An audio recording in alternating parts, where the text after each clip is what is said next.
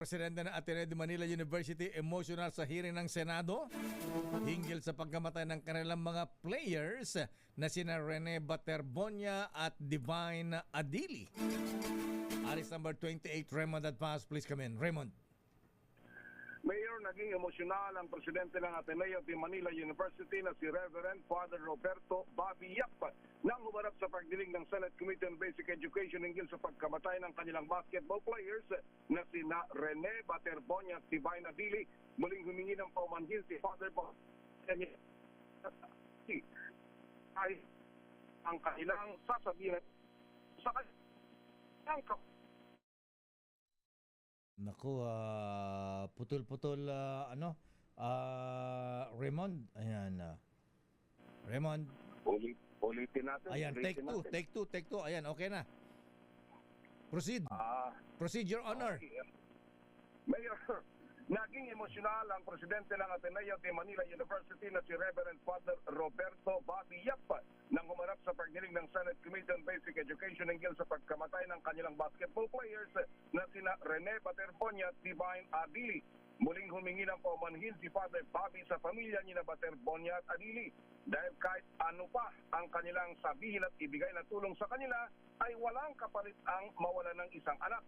Simula nang nangyari ang pagkanunog June 8 sa team building activities sa Dipakulaw, Aurora, ay nandun ang Ateneo at hanggang ngayon ay patuloy ang paipag-ugnayan sa pamilya ni Baterbonia sa Agusan del Sur at sa mga Adili sa Nigeria.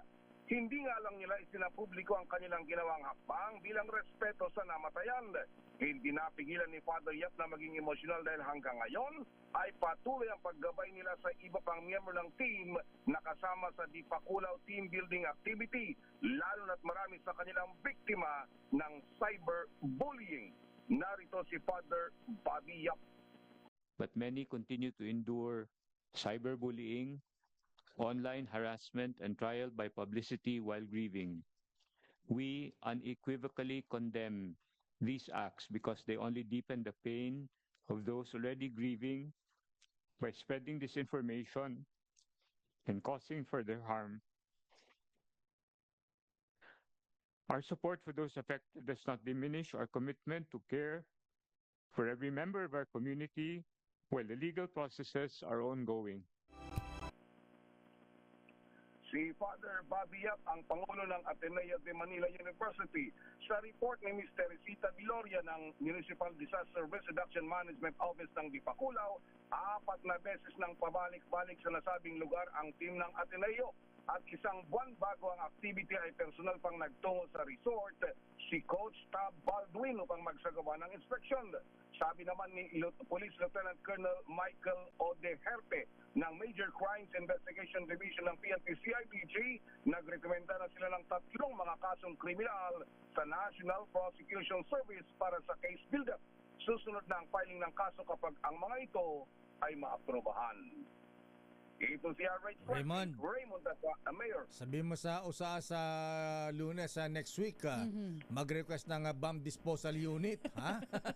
At meron daw dalang pasabog ang prosecution team. Meron ang regular mayor na na nagsasagawa ng paneling diyan, yung mga bomb sleeping dog ng PNP-EOD. Laging umaga pa lang, napakaaga ay umiikot na. Dati ay isa lang yung kanilang ginagamit na bomb sniffing dog, pero dahil dito sa panahon ng impeachment at nung nagkaroon ng heightened security ay dinagdagan. Ayun, so maigpit ang security. Ayan, dapat lang. Okay nga, Rod. Maraming salamat, Raymond. Ito si RH28, Raymond Dabas para sa DZRH, una sa Pilipinas, una sa Pilipino.